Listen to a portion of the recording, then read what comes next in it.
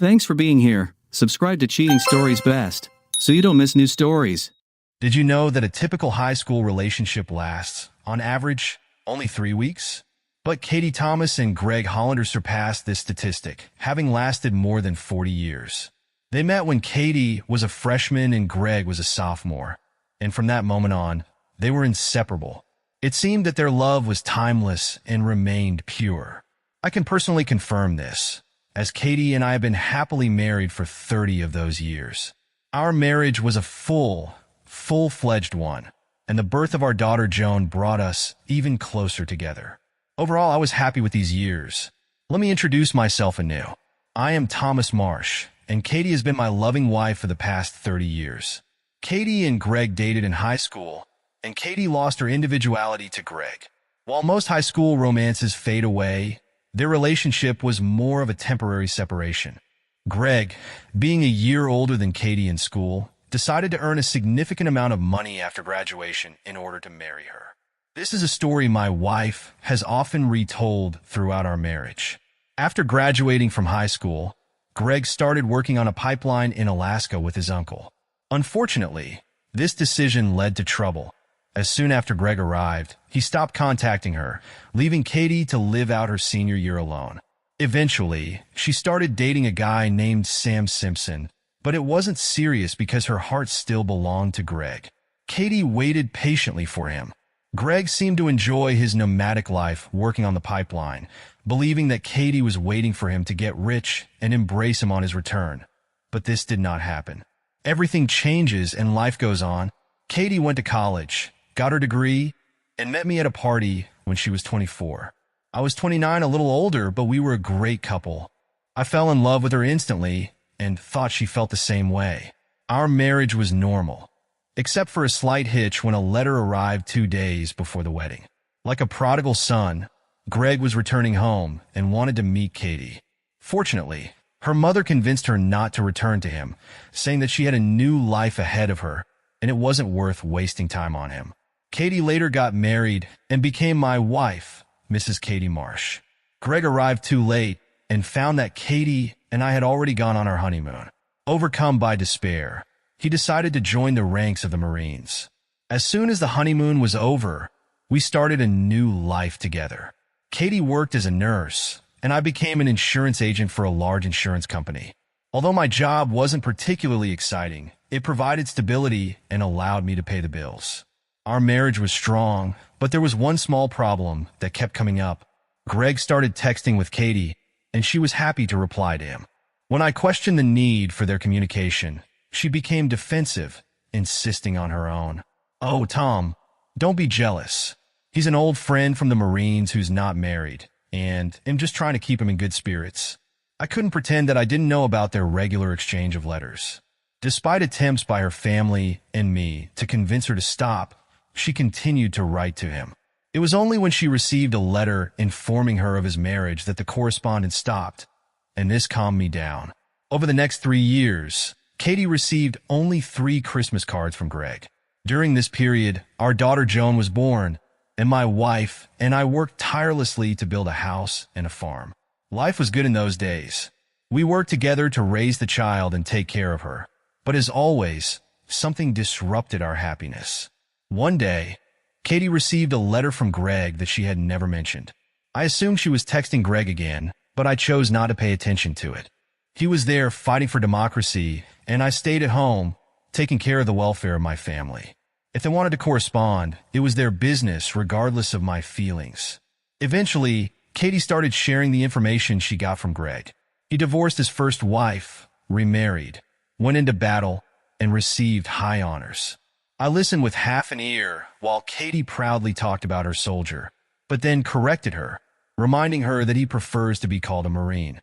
Listening to her talk about him made me feel deeply sad, but I hoped that one day she would let him go and focus on her family. Unfortunately, that day never came.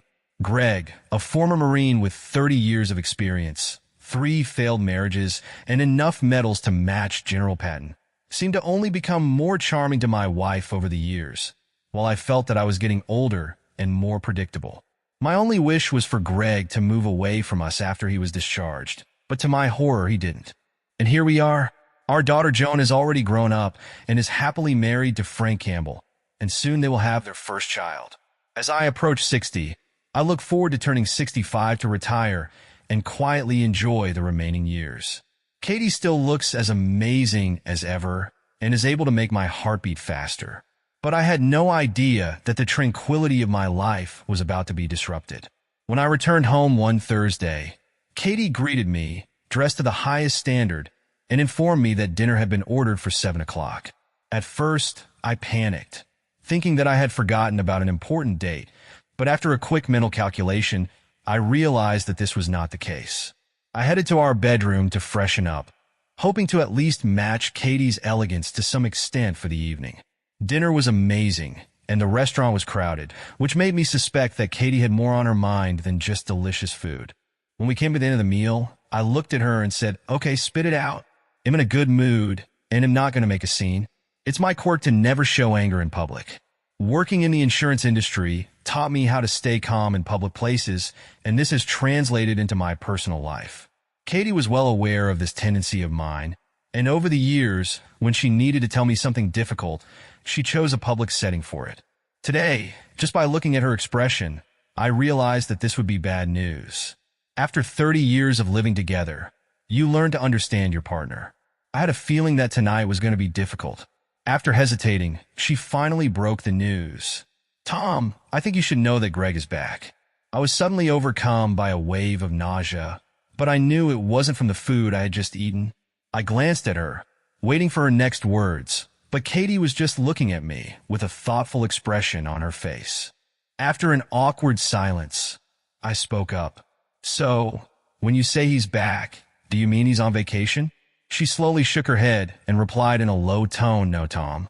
He's not on vacation. He was discharged from the army and bought a house 2 streets away from us." When my anxiety increased, I hurriedly interrupted. "So he's moving in with his 3rd wife, right?" She gently replied, "No, actually, he got divorced again, and this time he had to give up part of his pension because of her." Barely able to contain my disappointment, I muttered, "Damn it, this is just terrible." The customer sitting next to me looked at me in amazement. I was frustrated not because Greg lost part of his pension because of his ex, but because he moved closer to us, and I wanted to understand the reason for his actions. My curiosity grew as I became more involved in the conversation. "Katie, have you met Greg?" Her expression said it all. She didn't even have to answer my question. "When and how did you meet him?" Katie looked a little down as she answered. "Yesterday, he came to our house to tell us that we are now neighbors." My heart was pounding, but I continued the conversation, afraid of what I might find out. "Did you spend time with him, Katie?" Her expression revealed everything before she admitted, "Yes, Tom, but it's not what you think." I looked deep into her eyes and almost growled, "I believe you, Katie, that my faithful wife was unfaithful. Now explain to me why everything is not as it seems." She begged. "I did it because he needed me, Tom.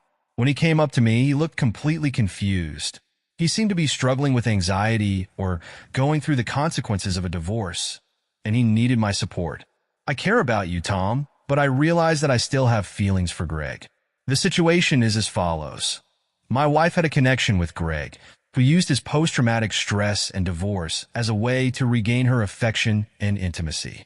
I looked her straight in the eye and expressed my thoughts with a firmness I had never shown in our relationship before. "Katie, the damage is done. We can overcome this and rebuild our lives, but you must never spend time with him again.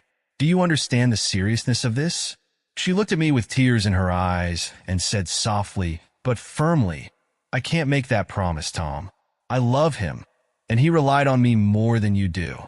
I was shocked by her words, but I understood that it was inappropriate to discuss our personal affairs in a public setting. I signaled the waiter to bring the bill. 10 minutes later, we were sitting in the car on the way home when I brought up the subject again. "Katie, how could you spend time with him when you have a husband? Have you forgotten the vows we made to each other almost 30 years ago?" I reminded her, leaving everyone else behind. Tears welled up in her eyes when she confessed, "I'm sorry, Tom, but he needs me, and we found each other again. I can't stand the thought of losing him or you." I was at a loss. I couldn't think of anything that would make her give up on him. Disappointed, I asked, well, what do you suggest? Maybe we should take turns spending time with you? She came out of her emotional state and suggested, how about a vacation, Tom? I was puzzled by her sudden change of subject. Tom, do you remember 18 years ago when you decided to take a year off to get a master's degree? You successfully completed the program and then returned to your previous position without any problems, she said. I shook my head in disappointment. Katie, how can you compare my professional development, which ultimately benefited both the company and our family, with your connection with this person, which is beneficial only to you?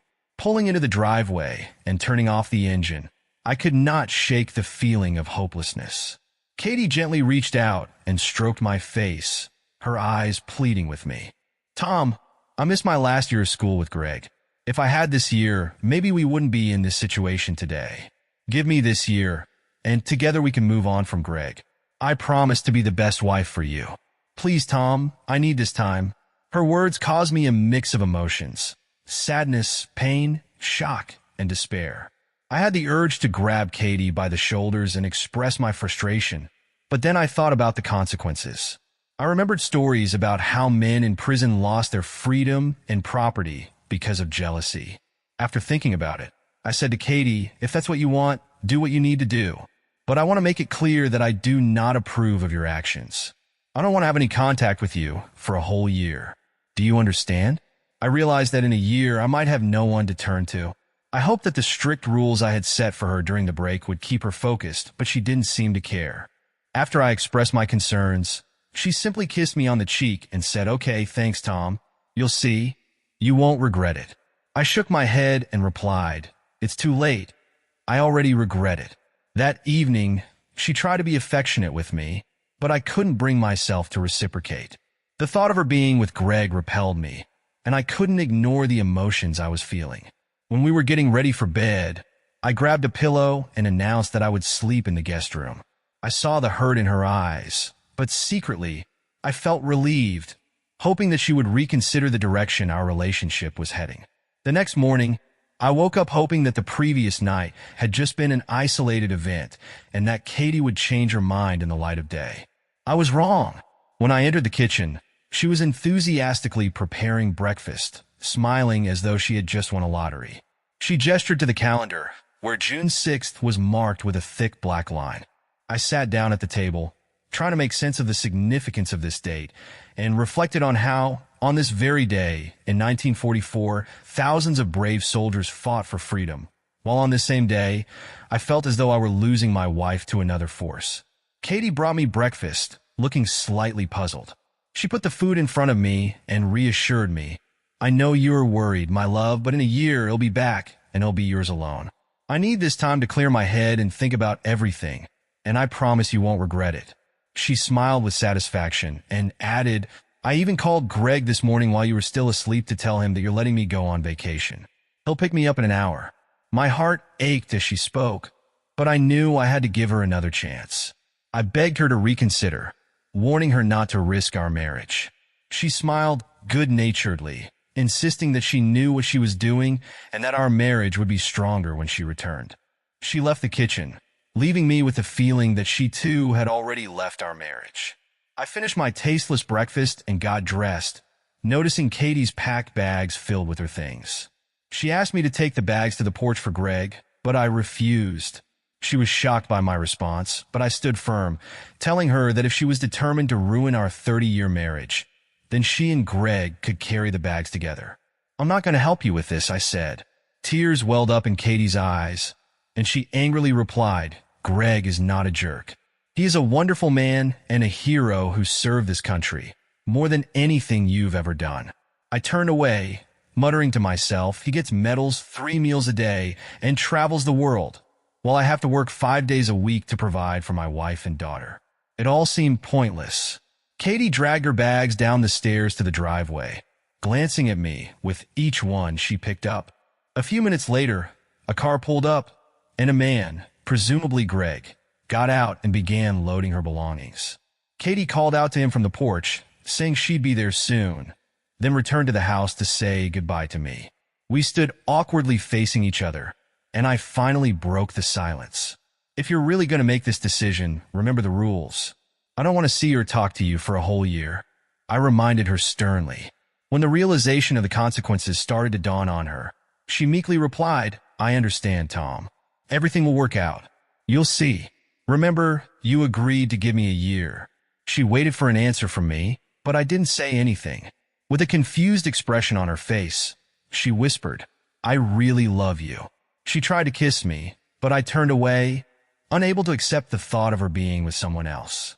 Tears streamed down her face as she ran out of the house and threw herself into his arms. Standing at the front door, I watched her kiss him passionately, and I felt anger rising within me. In that moment, I realized that my wife was now someone else's partner, and my heart felt as empty as the driveway. I came to work sick that morning and immediately went to the hardware store to buy new locks. I spent the whole morning replacing the locks in the house and updating the security codes in the alarm system. This work helped me focus and not think about Katie, but as soon as I finished, the sadness came flooding back like a powerful wave hitting the shore. In a moment of weakness, I turned off my home phone and tried to numb the pain with alcohol. Unfortunately, this drinking session was unsuccessful at dulling the pain of losing Katie. My struggle with drinking continued until Sunday morning when I finally ran out of alcohol, which in hindsight felt like a blessing in disguise. I realized I was on the verge of breaking down physically, spiritually, and mentally.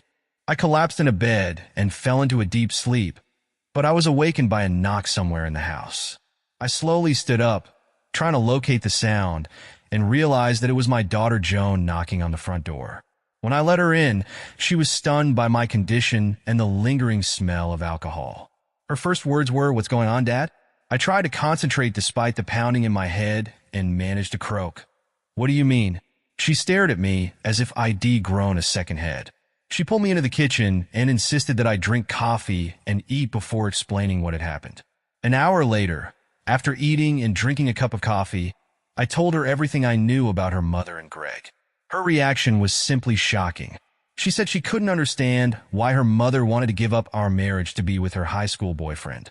I agreed to leave the affair between them alone. When she asked me what I planned to do next, I admitted that I would go to a lawyer the next day.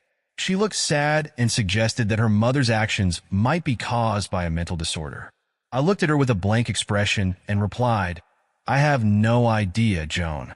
There was a sadness on her face that I had never seen before. "I'm at a loss, Dad. I want to advise you to think about it, but honestly, it seems like the best way out," she said.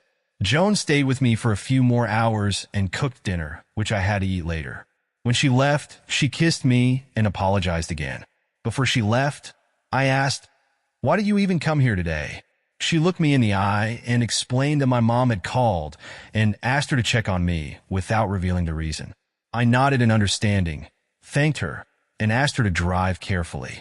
I consulted with a lawyer on Monday. My suspicions about Katie were confirmed, and the divorce was filed in my favor since she refused to cooperate, which could have saved me from splitting my pension.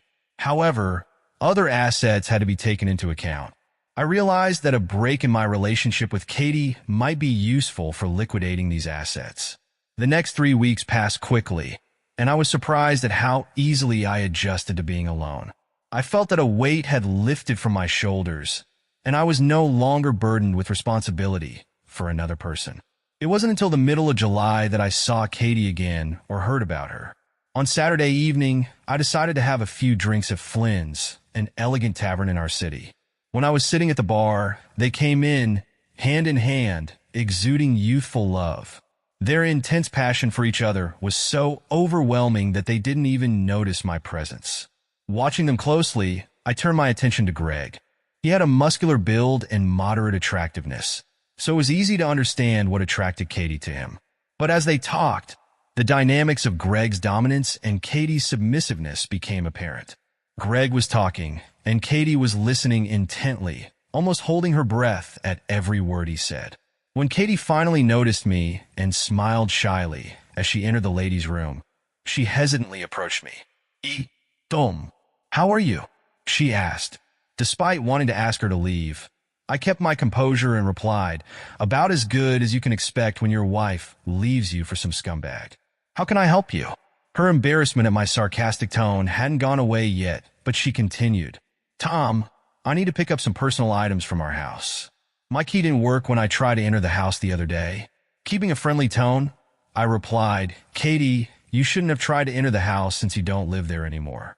This statement seemed to puzzle her, and she looked at me with a confused expression on her face. Then I suggested, I think you should go back to your boyfriend before he gets worried. Seeing tears welling up in her eyes as she left, I returned to my drink, focusing on more pressing matters. Shortly after, I felt myself being forcefully grabbed by the shoulder and spun around in my chair to face a visibly annoyed Greg.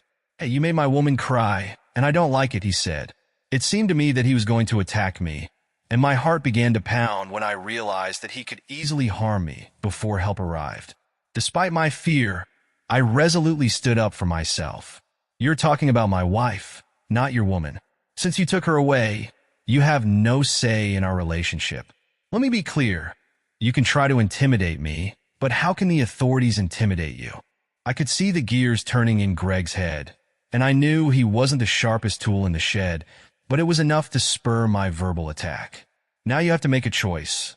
Option 1, hit me and end up in jail for a couple of years. Option 2, get out of my sight and go sit on your lazy fifth place, I said. My heart was pounding in my chest, and the voice in my head was screaming, why did you provoke him? He could have hurt you. Despite my fear, I maintained a semblance of confidence while Greg considered his next move. Fortunately, the manager intervened and asked what was the matter. Greg looked at him and waved his hand, retreating to Katie. They paid the bill and left. Soon after, as I drove home, thoughts of what things Katie wanted to pick up from home haunted me, prompting me to contact her and ask. After spending about 3 hours unsuccessfully searching through cupboards and drawers, I finally decided to pull out her boxes. Under the boxes, I found letters from Greg addressed to Katie. When I read them, it became obvious that this relationship with Greg had been planned for a long time. One of the letters, dated 5 years earlier, spoke of his desire to be with Katie when he returned home and that she missed him as much as he missed her. It was necessary to find a way to get rid of a weak husband, the messages read. They were like a cheap novel, filled with descriptions of what he planned for Katie or their school memories. After reading all these messages, life without Katie began to seem more bearable. I didn't hear from Katie until my birthday on September 1st, when I got home from work and found a pot with a lid and a greeting card on the porch. Inside, I discovered that she had made my favorite stew. The postcard expressed her love for me, despite the fact that we allegedly didn't communicate. She assured me that she dreamed of being together and promised that she would leave by the end of the year. She begged me to continue to love and support her. Since Katie left, my daughter Joan has been watching me closely. She called me on my birthday, and after some casual chatter, she finally revealed the true reason for her call. Dad, you know I'm due in 3 weeks, right? How could I forget about the impending birth of my first grandchild? Yeah, I know, dear. You and Frank must be worried. The momentary silence during our conversation made me wary, as she continued. Dad, Frank and I had dinner with Mom and Greg, she said. I was surprised to hear that my mom wanted to be present at the birth of my child with Greg. I understand that you and Mom have decided not to communicate for a year, but could you make an exception for me, at least this time? Joan asked. I was taken aback to find out that Joan and her husband were having dinner with them, but I didn't want to spoil the special moment of her firstborn's birth. I reluctantly agreed, telling Joan that she could come and take Greg with her if necessary. Joan quickly corrected me. He's actually quite a decent guy and brings Mom a lot of joy. I haven't seen her so happy in a long time. I was shocked by this realization. A wave of anger swept over me, and I blurted out, Your grandmother called him a jerk years ago. Nothing has changed. It's incredible how you just had lunch together, and now you're defending him, I said. I don't know what his intentions are, but I'm afraid you will tear my family apart. I'm curious. When are you planning to start calling him Dad? I asked. She spoke hurriedly, with a note of regret in her voice. Dad, I'm really sorry. I didn't want it to happen like this. I understand how you feel, and I sincerely apologize, Joan replied. Interrupting her apologies, I coldly replied, It's okay. Forget about it. Listen, I need to cook something in the oven. Behave yourself, she said. She loved me and hung up. It was then that I realized my life would never be the same. I decided it was time to act. First, I started liquidating my assets to reduce their value. Secondly, I was working to overcome my fear and return to the world. The following days were filled with stress. I sought legal help in managing my assets and purchased a stun gun for self-defense. I knew I couldn't convince myself to avoid another attack from Greg. In addition, I was planning a trip to Las Vegas in October and started searching the internet for a woman my age who would be interested in a stable, long-term relationship with a good man. As for my property, I was debating whether to spend it or give it away since my wife no longer lived with me. This newfound freedom in deciding the fate of our property intrigued me and allowed me to imagine various options for the future. When Joan went into labor, I was at work and my secretary answered the phone.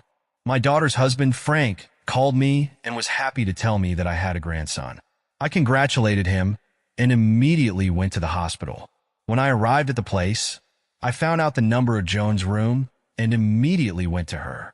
When I got to the door, I heard her talking to Katie. Joan expressed her fears that Greg might remove me from her father's post. Katie reassured her, "Don't worry, Joan, I won't let that happen." Joan expressed her disgust, saying that Greg loved Katie so much that he would never let her go.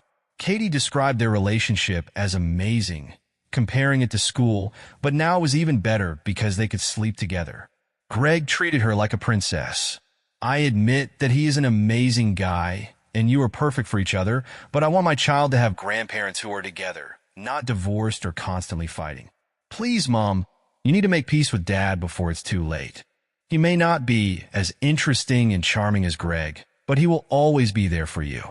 Greg may seem like a dreamboat, but all boats eventually sail away. But Dad is a solid rock that will never leave you. If you do everything right, please, even if you have to beg him on your knees, convince him to take you back. Don't wait too long, otherwise you might lose him." Joan begged, but Katie was sure that when she was done with Greg, I'd be happy to take her back. Despite Joan's doubts, Katie was confident in her decision. "Dad has clearly been disappointed since you left him. Are you really ready to jeopardize a 30-year marriage for the sake of a school hobby?" Joan said, annoyed. I entered the room and sarcastically congratulated my daughter on the birth of her first son. I hugged Joan, but deliberately ignored Katie. I admit it was childish to ignore her, but it was becoming a habit. Katie gave me a hostile look, but Joan was delighted and asked if I had seen the baby. I said no, I just came to check on her. Annoyed, Katie finally spoke, and in a not-so-friendly tone. I looked at her, said nothing, and turned the conversation to Joan. When we were discussing childbirth and possible baby names, Joan's face lit up when she announced that they wanted to name the baby after me. Katie abruptly left the room, and I took Joan's hands and spoke to her seriously.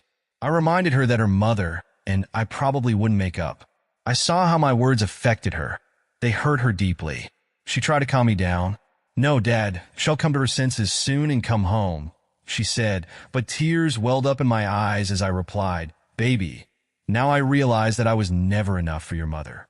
I felt that something was going to change now.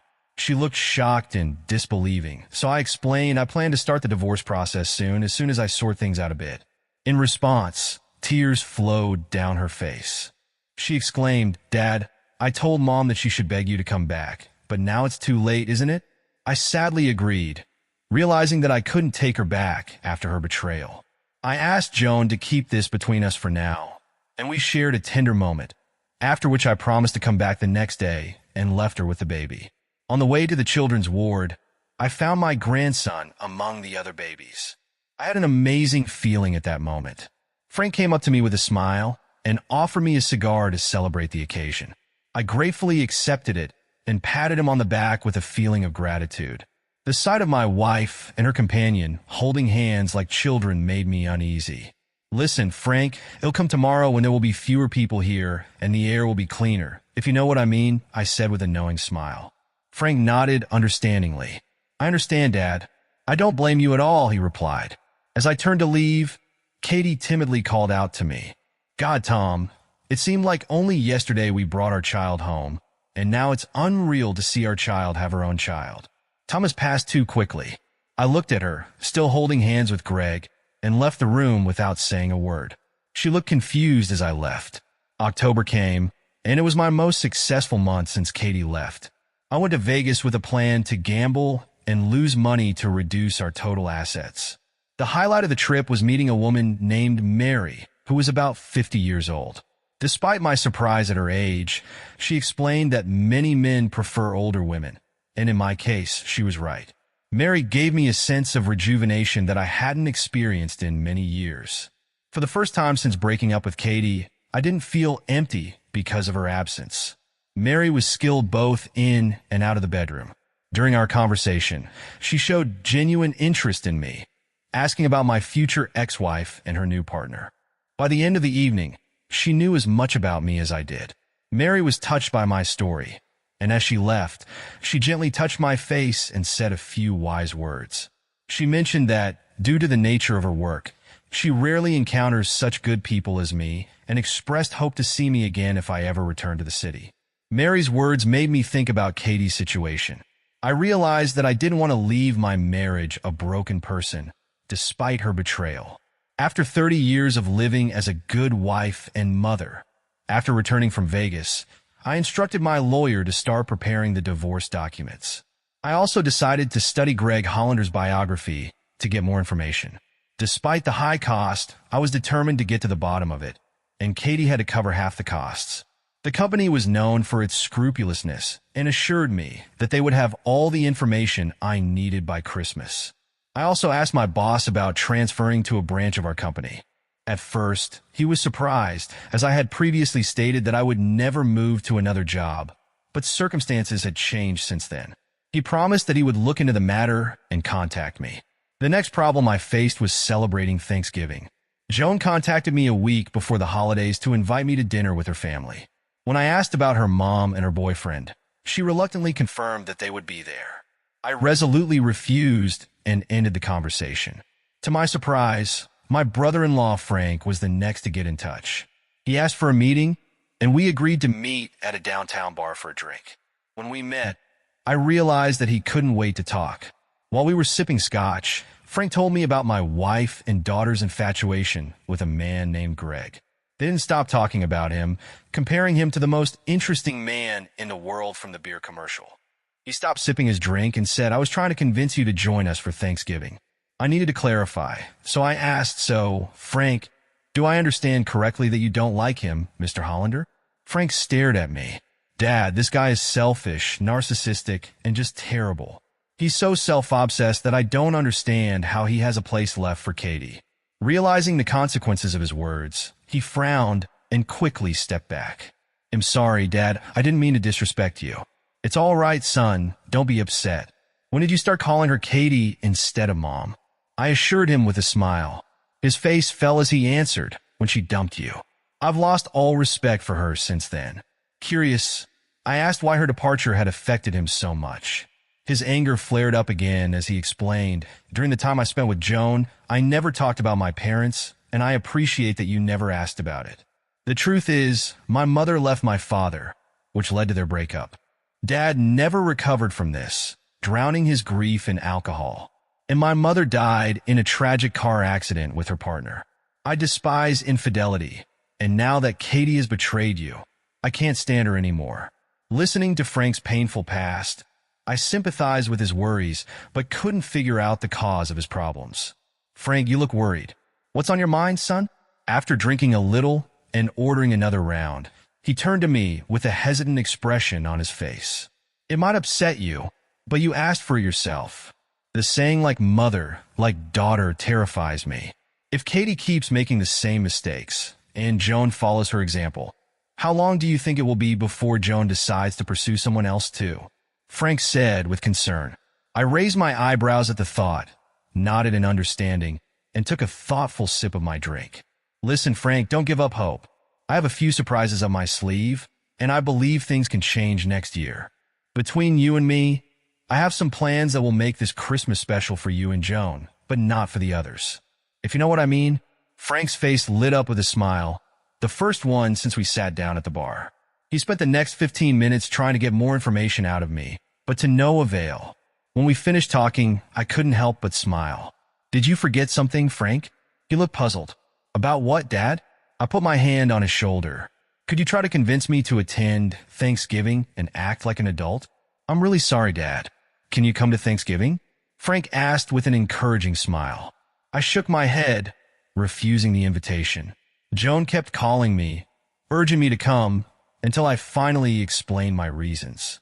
Joan, when your mother left me last June, I made it clear that there would be no contact during our separation.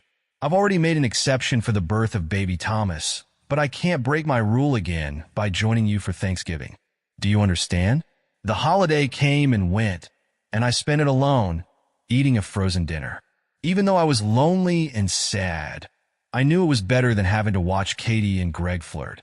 With the onset of December, I was preparing for another family holiday. I was worried about this situation, but I knew this would be the last obstacle I would have to face. December turned out to be a good month for me. First, the company offered me a job in Spokane, Washington, starting in January, and I accepted. Secondly, the report of the investigation into Mr. Hollander turned out to be eye-opening. It revealed that Greg had been married 3 times, and all his wives had divorced him because of his infidelity. Additionally, Greg had 2 children with other women and paid alimony for their support. His last wife even received half of his pension in the divorce. Even worse, in the last year of his service, Greg was demoted to a lower position. In general, his financial and moral situation looked very precarious, if not frankly deplorable. According to the latest information, Katie would receive the divorce papers on the first working day after Christmas. I felt in a festive mood when I called Joan to discuss Christmas plans, and she insisted that it be a family celebration.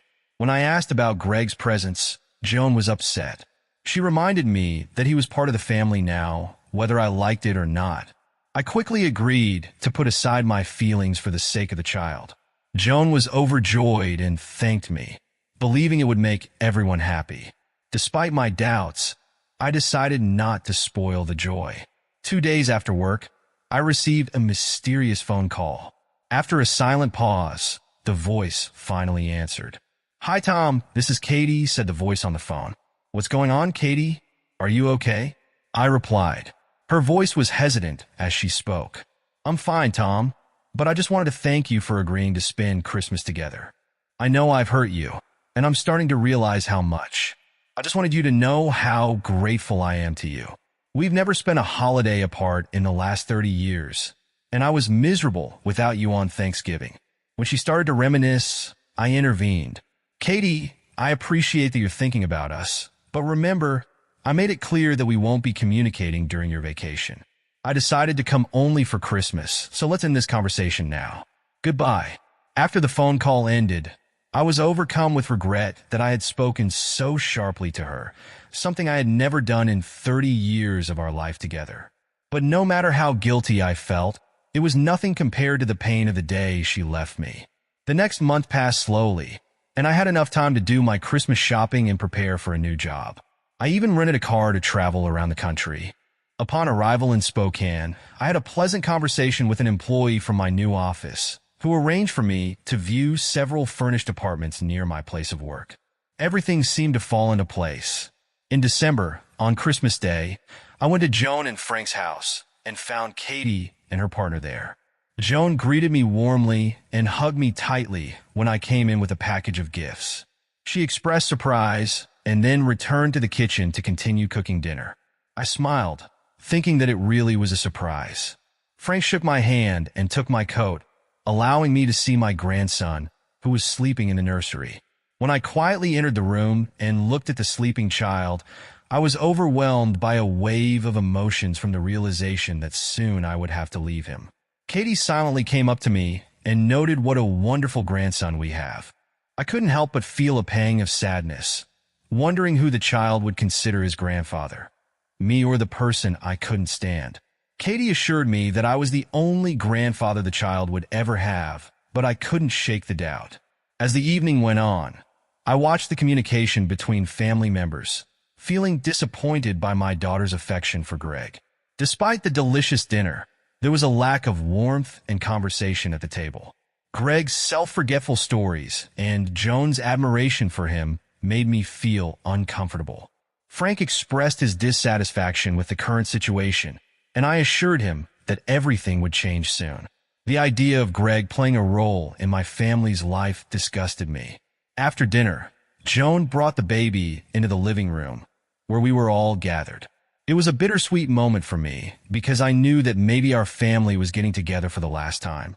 Joan was beaming with happiness when she asked Frank to bring out the presents. He handed them over to her, and she distributed them between Katie, Greg, and me. Katie got a sweater, Greg got a gift card, and I got a tie.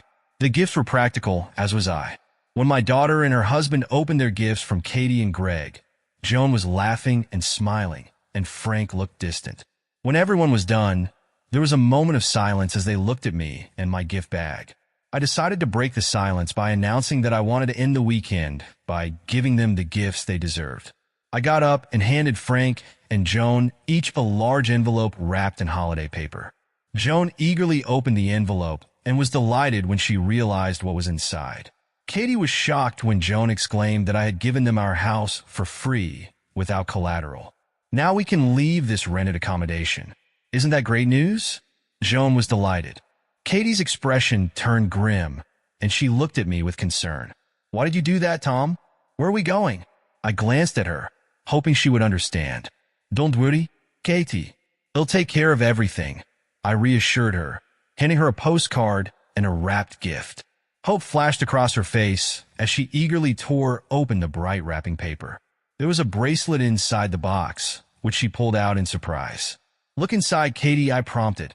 I noticed Greg's disapproving expression when Katie was examining the gift, slowly turning it over. She read the heartfelt message. Thank you for the best 30 years of my life, Tom. I gave Greg a contemptuous look, but he was not impressed by my gesture. Katie looked puzzled. Tom, thank you, my love. Although it is a beautiful gesture, it lacks the love that should accompany it. I smiled sadly. I understand that my feelings for you have faded over time. This bracelet symbolizes the end of our relationship and serves as a reminder of what we sacrifice for each other. I must inform you that the divorce papers will be handed to you on Monday. Joan took a deep breath, looking at the shock and sadness on Katie's face. She accepted the card, expressing gratitude for the years spent together and for our daughter. Inside the postcard was a check for half of our liquid assets. Only $195 since I had already spent the rest. The house now belongs to me and our daughter. This is the result of your decision to voluntarily withdraw from our marriage. Looking at Greg, I couldn't help but think about the approaching volcanic eruption. This gift is also meant for you. I handed another large envelope to a visibly surprised Katie. Inside, you will find a full account of Greg's activities since your breakup at school. I think you will be very intrigued by him. Before I could finish my sentence, Greg turned red with anger and growled threateningly, I'm going to kill you, you idiot. Greg couldn't hurt me as he fell to the ground from the impact of my stun gun. Joan and Katie stood up, and I tasered Greg again. Walking up to him, I teased, You feel pain? Don't you? Let me tell you, this is nothing compared to losing the woman I've loved for 3 decades to a scumbag like you. Katie was sobbing uncontrollably. When I turned to her, I said, I know you think I'm boring, but I like watching him suffer, and casually hit Greg again, enjoying his convulsions. Turning to Katie with a newfound sense of confidence despite my own heartache, I bitterly added, I understand your feelings about this situation, so I'm giving you the best gift, Katie. Imagine a life where you were treated like royalty during the day and cherished at night.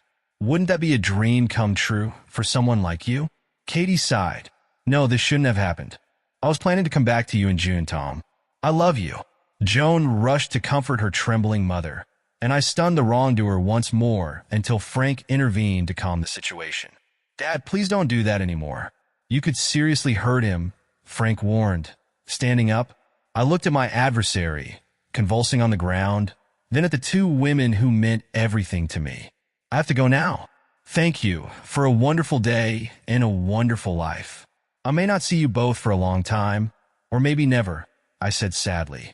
Both women were speechless, staring at me as if they no longer recognized me. Frank handed me the coat with a satisfied smile on his face. Before I left, I turned to my daughter, who was looking at me with fear in her eyes for the first time. "Joan, take this as a lesson. If you follow in your mother's footsteps, you will face the same consequences as her. You will lose everything you hold dear," I warned. I went up to little Tom in the cradle and gently stroked his cheek with my finger. "Goodbye, baby. Maybe someday we'll meet again." I held back a smile as I headed for the door. Once in a quiet room, I simply wished everyone a Merry Christmas. When I got to the car, my wife's shock seemed to have passed, and I heard her voice protesting, "No, this can't be happening to me." As I started the engine and drove off, I couldn't help but think that Vegas was already on its way to Spokane. I was hoping to see Mary again, and as I drove away from the house, Frank appeared on the street, smiling and waving at me. I waved back and drove west to meet a new chapter in my life. Katie was left without a place to stay. Greg showed his true nature and disappeared, leaving Katie in a desperate situation. She was left alone and helpless to anyone.